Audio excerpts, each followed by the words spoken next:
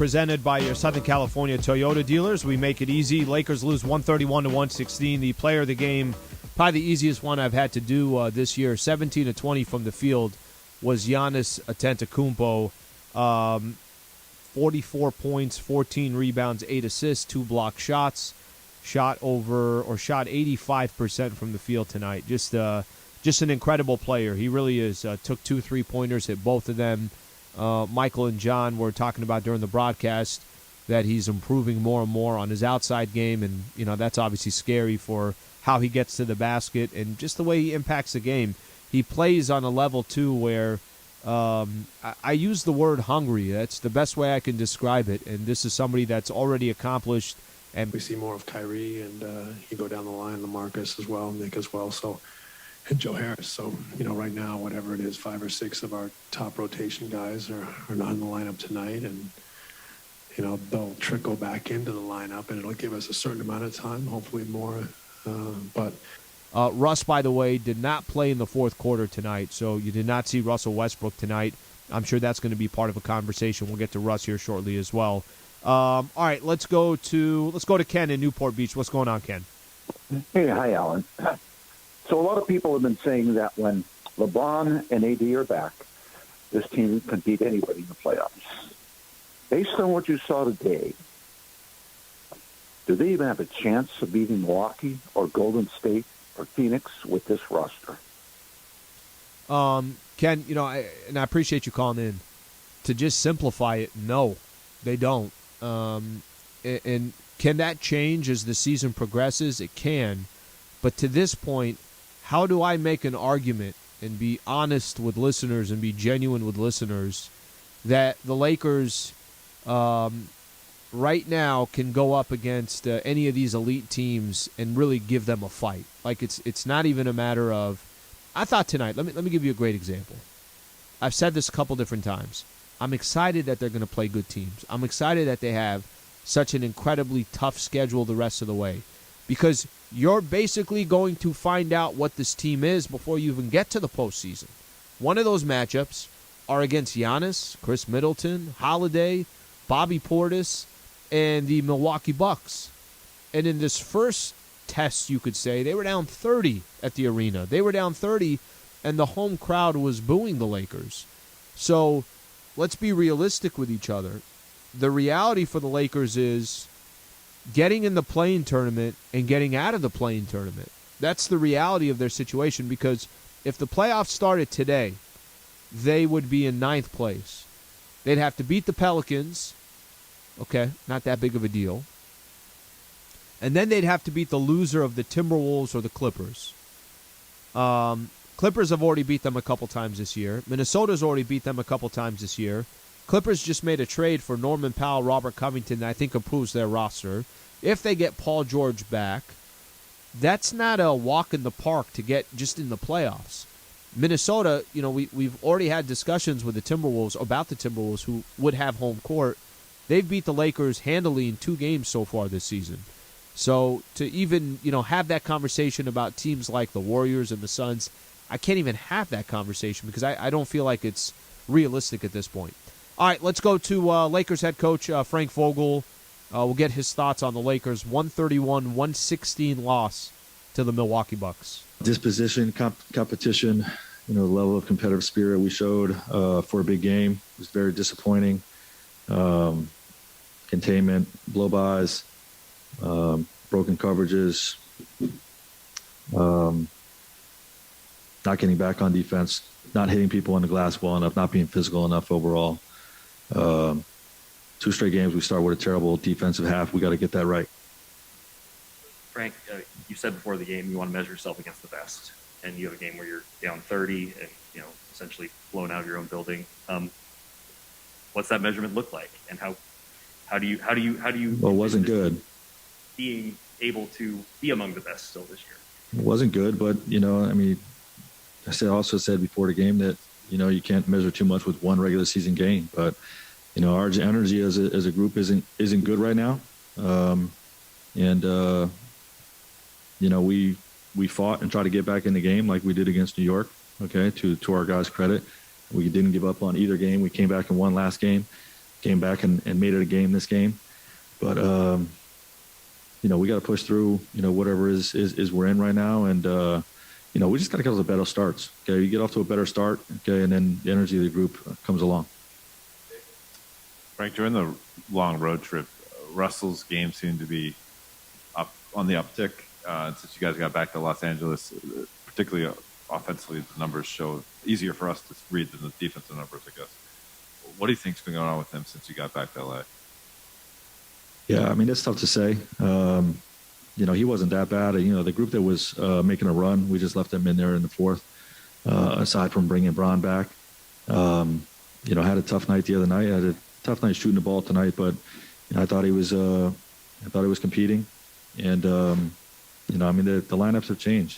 He's playing, without AD one time on the road, without AD and Bron, and then without Bron, he's got the ball a lot more. It's easier to get a rhythm, and that's typically how he's played. But when all those three guys are out there at the same time, it's different. There's less touches and everybody's sharing it, so maybe tougher to get into a rhythm.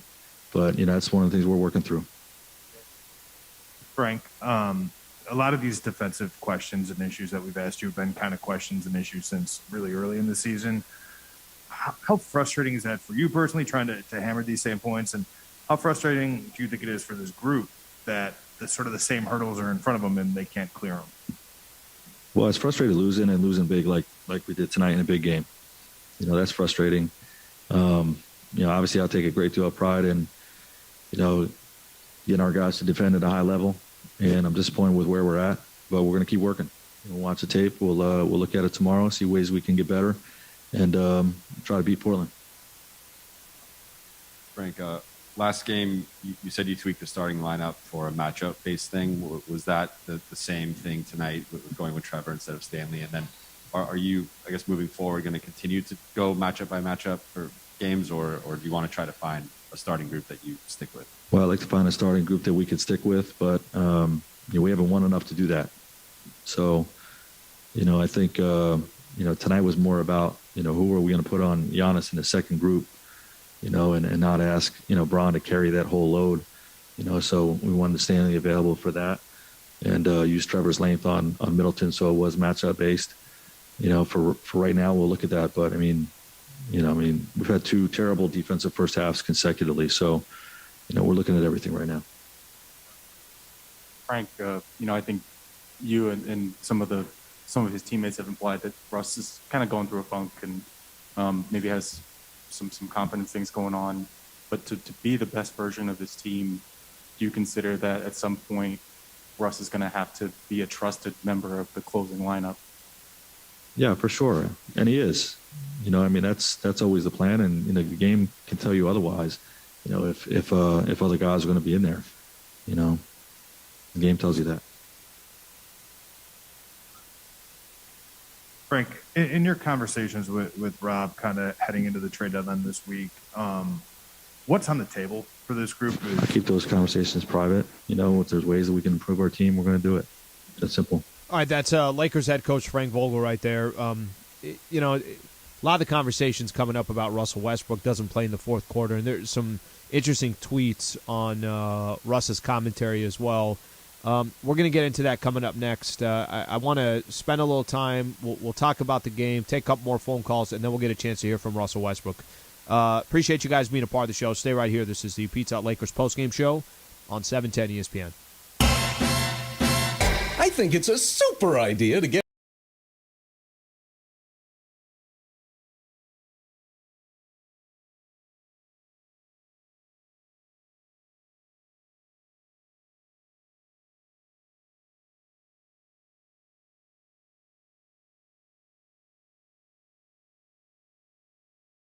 Keep listening to 710 ESPN for the Rams Super Ticket Giveaway. When you hear the Rams Super Sounder, the Rams are the best in the West. For the players today, man. Unbelievable job.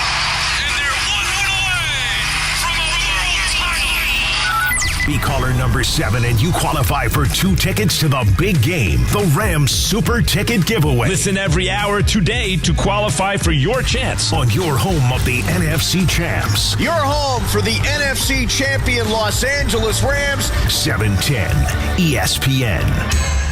24 seconds with Carmelo Anthony. Carmelo, tacos or burgers? Burgers. Pineapple on pizza? Sometimes. Favorite cheat meal? Pizza. Cats or dogs? Dogs. Favorite Saturday morning cartoon? Kung Fu flicks. Funniest player on the team? Dwight. Teammate who thinks he's the funniest player on the team? Nobody really thinks they funny. Your favorite superhero? I'm a Captain America guy. I mean, you got to match the initials too, right? Yeah, absolutely. I'm a Captain America guy.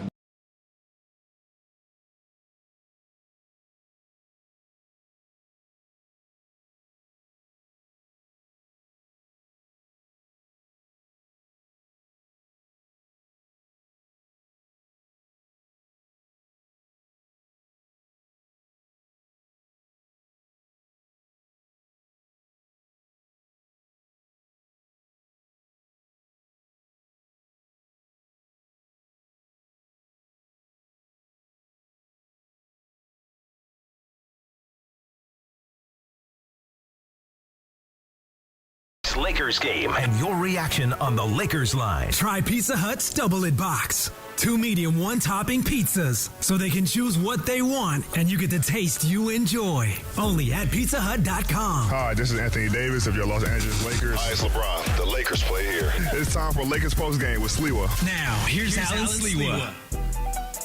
Points in the Paint all season long is sponsored by Vista Paint. Right now, local residents can take 40% off on factory direct high-quality Vista Paint products. A Vista Paint team member will show you how. Locally owned, manufactured, and operated since 1956. Vista Paint. Lakers 64, Bucks 64. Points in the Paint. Only score that matters is the final score.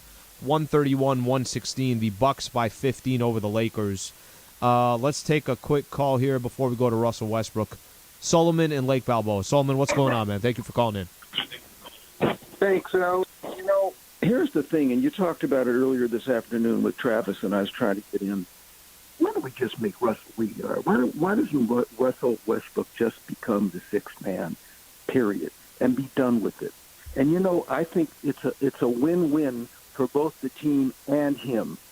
Some will say, well, that's a slap in the face. You can't do that to a veteran like this. No, if you're diplomatic about it, you say, Russ, look, you are the ruler of the second unit. This is your team when you go out there. And Russ, you just be Russ. You don't have to worry about acquiescing to LeBron or AD. You just play your game, but you're going to be our sixth man. And I think the team will respond well, and I think Russ will. What do you got to lose? Solomon, at this point? Yep, and I appreciate you calling in. Let me react to that, and then we'll play Russ. You don't have anything to lose. You're losing every single night anyways. You're 3 games below 500 with 27 games left to go.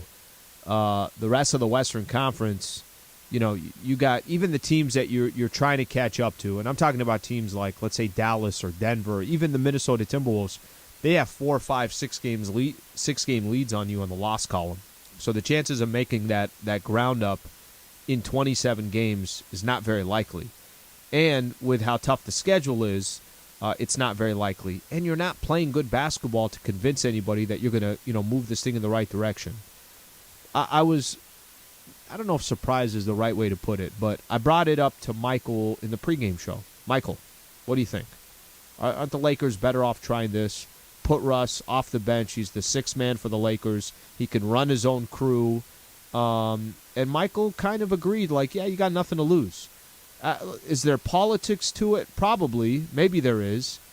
But what do you care when you're a team that was expected to go to the NBA Finals, expected to represent the West, and you're in 9th in the Western Conference?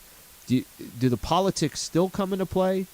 Do the emotions, either the team buys into, we're just doing whatever we can to try to survive here and make something, or make, for the remainder of the season, make something out of the remainder of the season, or you keep doing what you're doing, spinning your wheels, and stay a couple games below 500 or a couple games above 500.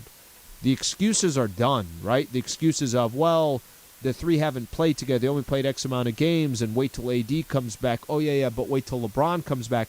And listen, I've kind of been under the same boat. The one consistency for the Lakers all season long is they haven't played great. That's the one thing that we could say about this Lakers team. There has not been this cohesiveness where you stand back and say, yup, that's good basketball. So trying something different, taking Russ and saying, let's bring him off the bench, I don't think it's a bad idea at all. The one thing I just don't want is everybody thinking the Lakers are 3 games below 500, and it's just because of Russell Westbrook. That is not the reason why the Lakers are 3 games below 500.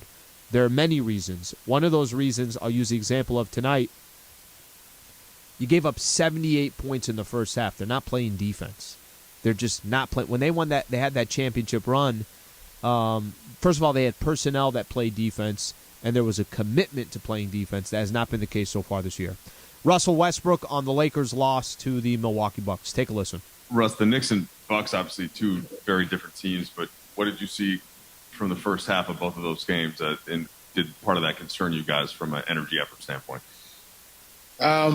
You just got to be able to make adjustments throughout the game. And it came out with a sense of urgency. And we didn't. Much better team than the Knicks, obviously. So when you're playing a championship caliber team, you have to play a certain way and do certain things, and we didn't do those things tonight. Plus, you guys have 27 games left in the regular season. What are the challenges you guys have to overcome to get going in the direction you want to go in? I can't point them out and say it's one challenge, but there's a lot of challenges, as you probably can see. Just trying to create some consistency, honestly. I think that's the number one thing, is creating some consistency within our team, which we don't have at the moment. Russ, it's second straight game that you've received boos after a turnover. Is that a hard experience for you? I mean, this is home for you, and coming back was a special thing. Is that a hard thing for you to absorb in any way? Sign of respect. Sign of respect. I don't. My mindset and how I think about this game and what I'm able to do for this game is not predicated on boos. I have a platform that I'm able to use to be able to do other things that God has blessed me with to be able to do, and I will continue to do those things. Regardless of people boo for me, cheer for me, cuss me out, call me names, it doesn't really matter. The most important part is that I continue to use my gift to be able to play basketball and use that platform to be able to help and other people around the world, and that's all I can do, and that's it. Specifically for this team, like the Golden State, that in a certain way on how this has gone and how this experience has come together? Yeah, I mean, as it pertains to the team, the team is not getting booed. So you asked about, for me, that's all I can respond about myself and what I'm able to do to be able to mentally stay in the right place, enjoy being home, enjoy having the opportunity to be able to see my kids, take them to school every morning, see my family, mom and dad, and my close friends every day. And I don't take that part for granted. Basketball is a short time of your life. And I enjoy it and have fun and want to compete at the highest level. But also, it's not the end-all, be-all. And there's something that bigger than basketball that we can do as people. And I understand that, so that's why I'm comfortable with whatever comes. Cheers, boos, doesn't really matter. Russ, you told BT that searching for consistency could perhaps help with the challenges, and obviously NBA trade deadline this week, there was a lot of activity today. Yeah. Would the roster making some sort of deal, would that make things harder in terms of consistency? Honestly, Dave, I'm not sure. That's out of my hands. The front office, they'll figure that out the best way they can. My job is to make sure I come to work, do my job to the best of my ability, and that's all I can do. Russ, I guess sticking on the consistency front, Frank has said he's still looking to find kind of a starting lineup, and he's obviously been kind of tweaking that game to game recently.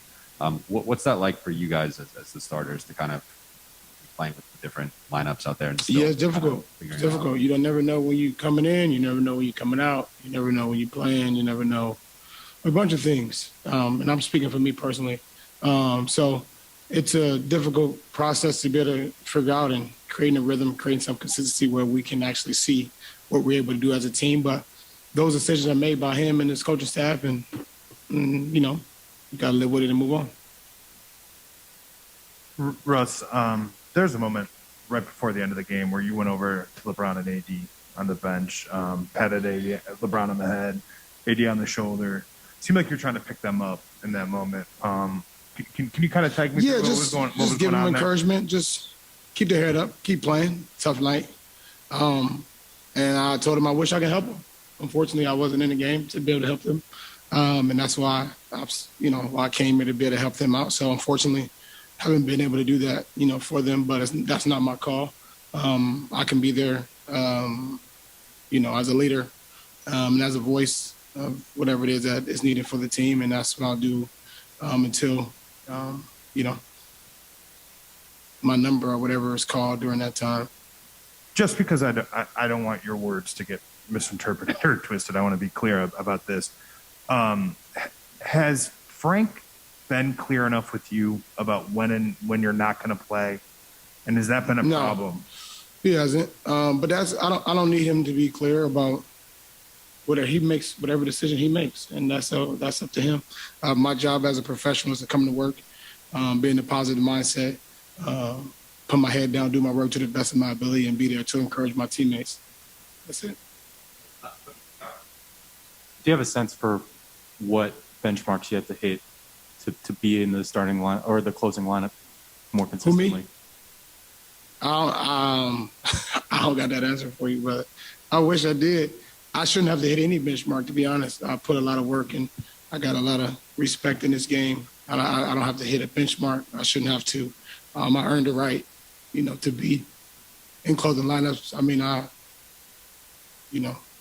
numbers will tell you. I don't have to explain that. But like I said, once again, that ain't my decision. That's his decision that he and the staff think is best for the game. And unfortunately, just got to go with it and figure it out the best way I can and be there for my teammates as much as I can and make sure I come into work and do my job as a professional. All right, that's Russell Westbrook right there. So Russ doesn't play in the fourth quarter for the Lakers. This conversation is going to continue. It's not going to go anywhere. Russ's role with the Lakers, how Vogel eventually uses him. Is he better off coming off the bench? If he's not having a good game, will he play in the fourth? Tonight's not a good example, by the way. Tonight's you're down at 1 point 30 in this game. The game was over. So what we'd like to hopefully see is Lakers in some of these games against good opponents, and then they're trying to make a decision of, all right, which five is the best five to close out? That's a more fair conversation. Tonight, I don't think that was the case. All right, when we come back, we'll get a chance to hear from LeBron James and Anthony Davis. Take a few more of your phone calls. Appreciate you guys being a part of the show. Pizza Hut Lakers postgame show on 710 ESPN. I'm Tom from Kane 11, and I have one question for you.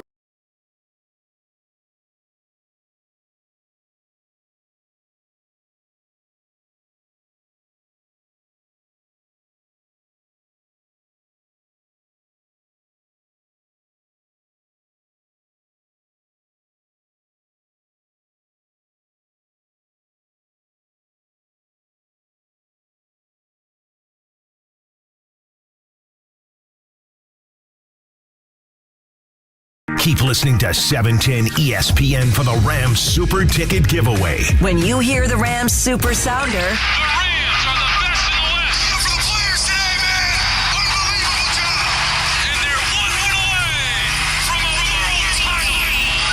be caller number 7 and you qualify for 2 tickets to the big game, the Rams Super Ticket Giveaway. Listen every hour today to qualify for your chance on your home of the NFC Champs. Your home for the NFC champion Los Angeles Rams. 710 ESPN. 24 seconds with Trevor ARIZA. Trevor, tacos or burgers? I'm going to go with tacos. Pineapple on pizza, yes or no? Yes. Favorite cheat meal? Ooh, peanut butter and jelly. Cats or dogs? Dogs. Favorite Saturday morning cartoon growing up? Animaniacs. Animaniacs. Funniest player on the team? Goofiest would be Dwight. Favorite superhero? Batman.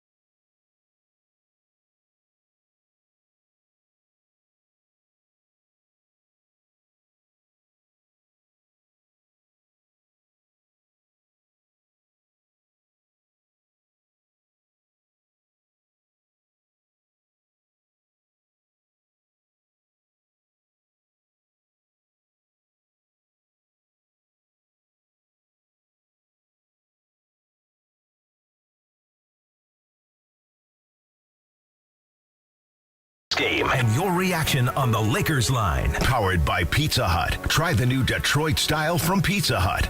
No one out-pizzas the Hut. Hi, this is Anthony Davis of your Los Angeles Lakers. Hi, it's LeBron. The Lakers play here. It's time for Lakers Postgame with SLIWA. Now, here's Alan SLIWA. All right, 3 games left for the Lakers before the All-Star break. They're sitting 3 games below 500, 26 and 29 on the season, 9th place in the Western Conference. If you're just tuning in right now, 131-116 the final score, Bucks over the Lakers. We're going to get a chance to hear from AD and LeBron. They did their presser together, so we'll play that in just a second. Let me squeeze in a couple quick phone calls here. Oscar in Baldwin Park. Oscar, I appreciate you waiting, bud. What's going on? Thanks for taking my call, bro. You got it. Real quick, man. The Lakers are predictable right now. I'm not even upset or anything about this. They're just predictable right now. You expect them in a dogfight with bad teams, and they're going to get blown out by good teams. So they're just really predictable. But one thing I want to say real quick, the players are getting a lot of blame, especially Westbrook. But when are the blame will start going to the people who actually put this team together? The ones at the top. I don't think they're getting blamed a lot.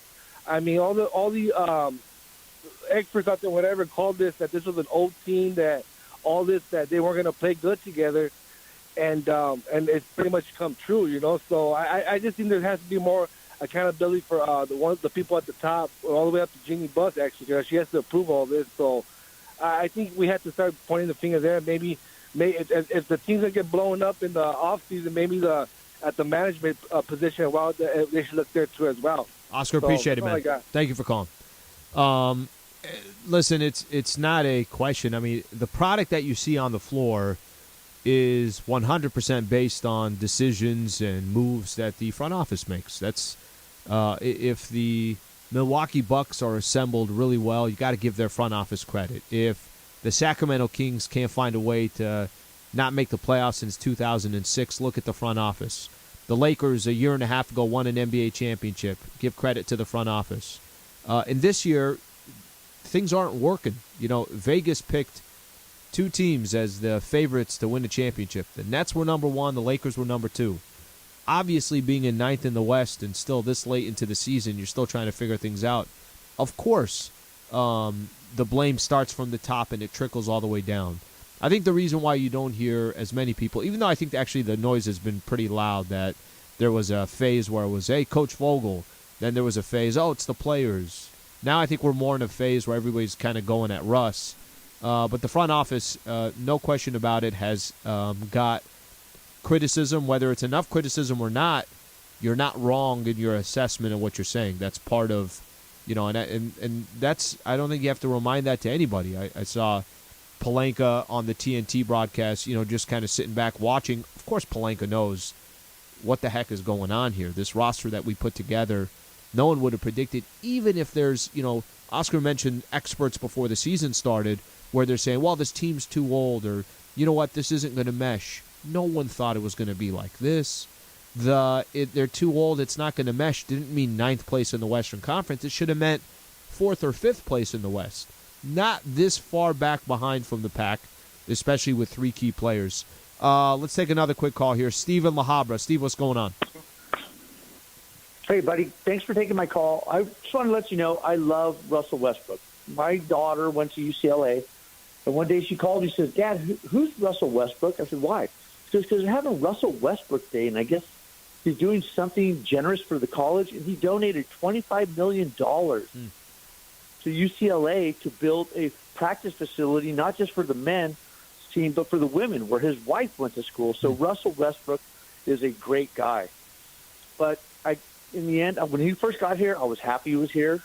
But, it's like Travis said, it's not a great fit. And if you look at the Clipper game, the Clippers starting lineup team made $30 million with one starter in Morris. Russell Westbrook makes $44 million a year. And if you expect to trade him next year, like people want to do, who's going to take that $47 million contract? So nobody's going to take it. So if they can't trade him, he's going to stay with the Lakers. And LeBron needs to sit him down and say, Russell, you're going to come off the bench, and this is what we need you to do. That or it's going to just blow up. Appreciate you calling in. Thank you, Steve. Thank you for calling in. Yesterday I had Bobby Marks on, who's front office insider for ESPN, and it was more about the talk about the NBA trade deadline. Lakers have options here, and I think it's, as most people think, they really don't have many options. Offseason, it's a completely different story. And this is not just exclusive to Russ, but anytime you have a player on a final year of their contract, it's a lot different than 3 years left on the contract, 4 years left, something along those lines. So I think with all that being said, we'll see what the Lakers do once we get to that point, but they'll have some options in the offseason. Let's put it that way. All right, let's take a quick listen. LeBron, Anthony Davis on the post-game presser together. Take a listen. I'll start with you. You've mentioned that several of the last couple games you guys have played, the effort to begin the games hasn't been there. You've been digging yourselves holes. The opponent, obviously, playing the defending champs, it would be a motivation factor. You think there? What do you think happened in the first half to your group? Well, they were making a lot of shots. They were more physical. Played with more pace, transition, every facet of the game. They beat us in. And when we dig ourselves a hole, everything has to go right. And we came out just like the Knicks game in halftime and, kind of got us together, fourth quarter, put a run together. But like I said, at that point, everything has to go right when you behind the 8 ball. And we had a run, then Portis hit a 3. And, it's just when you're on the run and they make a big shot, kind of deflate, but we shouldn't even put ourselves in that situation. But we just got to come out with more energy. I mean, it's, no one's going to feel sorry for us. We got to do it ourselves. And, we got 3 games before All-Star, try to go 3-0, feel good about ourselves going to All-Star, and everybody get that little break except him, where everybody else get a little break to kind of just, clear their mind and get away from the game a little bit and then come back with a little bit of energy going to the quote-unquote second half of the season. Ron, you guys have 27 games left in the regular season. What's it going to take to meet the challenges and then get by those challenges to get to where you guys want to go to? No, it's about one game, taking one game at a time. You can't worry about, game 27 at the end of the road. You got to worry about, the moment and our next opportunity to get better is tomorrow night in Portland. And we had some good moments tonight versus defending champs, but obviously for the course of 48 minutes, they have more moments than we had, obviously, in the show. Showed in the box score, showed in some of the plays on the floor, but one of the best things about the NBA is, less than 24 hours, you get to redeem yourself and be better. And we have an opportunity to do that tomorrow night. LeBron, last year, before you got hurt, you guys were within sight of first in the West. You guys got healthy. We're up 2-1 on the Suns. And we weren't healthy. Was that? We weren't healthy in that series. But you were up 2-1 in that series. From that point on, were the right changes made? Was this team built the right way? Were the right decisions made coming out of where you guys were last year, coming into this season, to be a contender? I don't quite kind of understand your question, but I don't understand your question. I'm trying to see what you're fishing for. What are you? I really want. Like, you have a significant body of work in terms of what this season is, how these pieces fit, and obviously there have been injuries. But we also haven't been. We haven't been completely healthy this year as well. I mean, we've had myself. I've been in and out. AD was out for a long period of time. We had a moment where we were playing some really good basketball, and then I don't remember what road trip that was, where we had like 4 out of our top 5 rotational players hit with COVID or whatever the case was, and we had 4 or 5 call-ups, and we were trying to figure things out. But I think that was the trip when we played like Chicago, and we had an opportunity to win that game, but we lost that game. We were undermatched. I think that was Minnesota was on that trip, and it was just so much that we were like dealing with, and right before that, we were playing some really good ball. So. I don't know. This season has been so many chapters in this season, and to get back to your question, I'm Not sure, because we were up 2-1, and this monster right here goes down. So, Guys, for both of you, either of you, whatever. Late in the game, Russ comes over. You guys sit next to each other on the bench. Russ comes over and it seemed like he tried to lift you up in that moment. What did he say?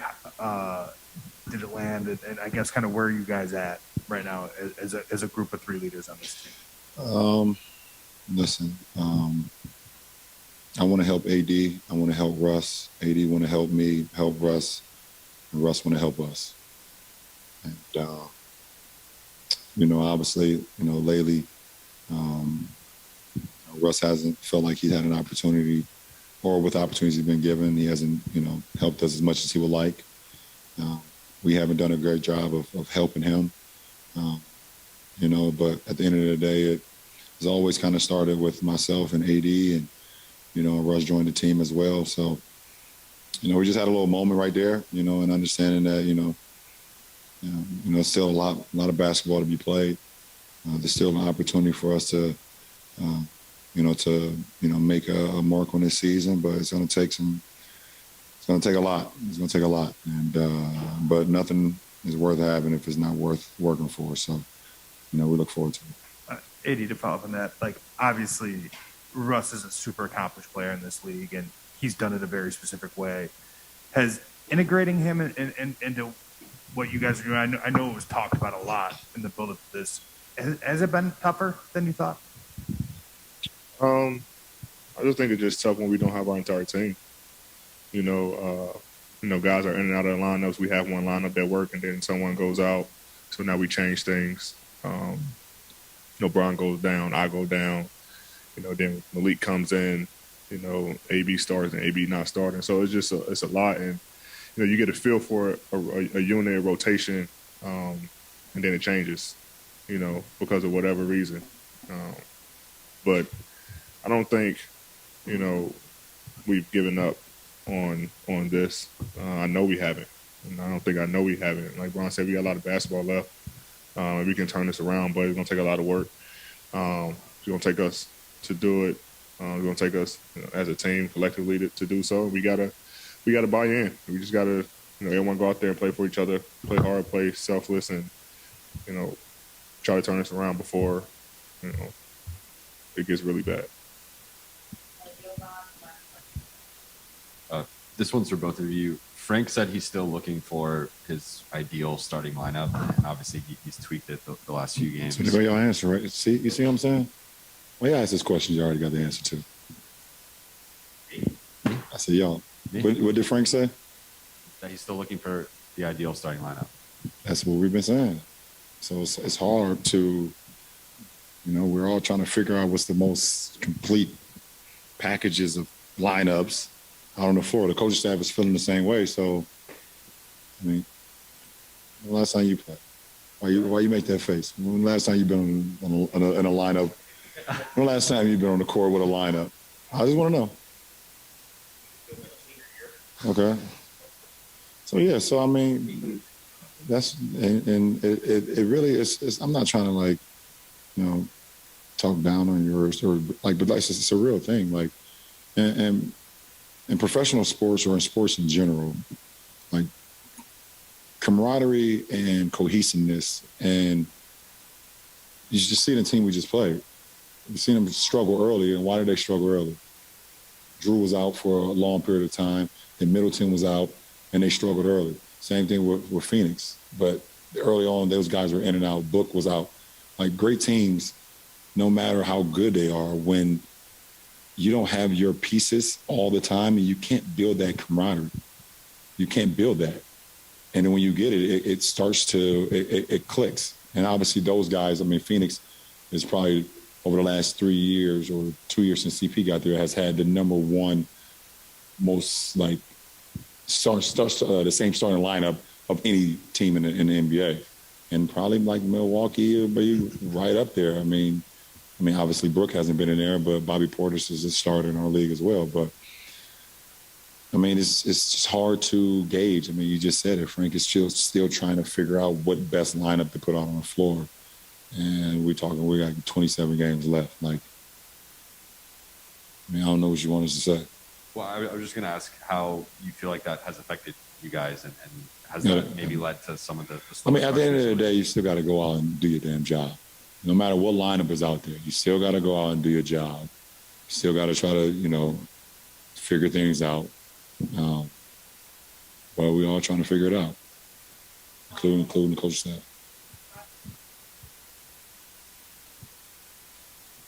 LeBron, I know it's a regular season game, but against the defending champs, does this one just kind of hit different, especially since you guys were kind of looking up at them when they had a 30-point lead on you guys? Does it hit different in the sense of what? Does it tell you something deeper about your team compared to? Yeah, it tells us we ain't on their level. I mean, I'd have told you that before the game started. Do you think you can reach that level? Where they are right now? I don't know. Do I think we can reach the level where Milwaukee is right now? No. That what you want to hear from me? No. Oh, yeah, you want to follow up? I will hope so, but right now, we can't get to where they are right now. I mean, they're the defending champions for a reason. And I guarantee if you would have asked teams coming out of the bubble if they could get to the level that we were playing at, when we won a championship, they said the same thing. All right, that's LeBron James right there, Anthony Davis as well. LBJ kind of putting things in perspective for the Lakers, whether it's the camaraderie and trying to figure out the right lineups to start with, and getting into some type of cohesiveness, given the examples of where the Bucks are, where the Suns are, and that it's just the reality of where the Lakers are. They're not on that level. Lakers lose to the Milwaukee Bucks tonight, 131-116. So a couple things to point out. Tomorrow I'll be back on with Travis Rogers at 10 a.m. to 1 p.m. We'll start at 6 a.m. Keyshawn, Jay, Will, and Max will get things going, and then we'll follow right after. So more Laker conversation tomorrow, and then we got our pregame show back tomorrow against the Portland Trailblazers. Michael and I will get started. Pregame show will start at 5:30. Tip-off will be at 7 o'clock. So appreciate everybody being a part of the show, all the folks here internally that helped put this thing together. We'll get back with Laker fans tomorrow night. Thank you for being a part of the show. I'm Alan SLIWA, Pizza Hut Lakers postgame show on 710 ESPN. Thank you for listening to Lakers basketball tonight. Game 55 of the season is in the books. Lakers basketball on ESPN LA is sponsored by Subaru of Glendale, the #1 Subaru dealer in America. Lakers basketball. Delivered by the new Spicy Lovers Pizza from Pizza Hut. A fiery fusion with layers of flavor. Only at Pizza Hut. Order now at pizzahut.com. Lakers basketball is brought to you by Alignment Health